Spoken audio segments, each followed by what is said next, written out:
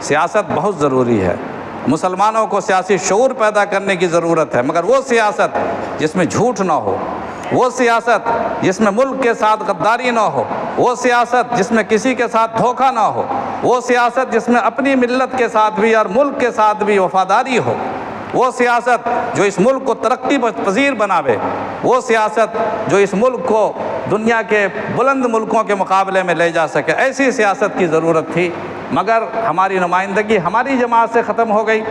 دوسری جماعتیں موجود ہیں، دوسری پارٹیاں موجود ہیں، ان پارٹیوں میں یہ صلاحیت موجود نہیں ہے جو سارے حقوق اور اقدار اور تمام اخلاقی چیزوں کو برقرار رکھتے ہوئے بچاتے ہوئے سیاست کر سکیں اور مسلمانوں کے مفادات کا تحفظ کر سکیں۔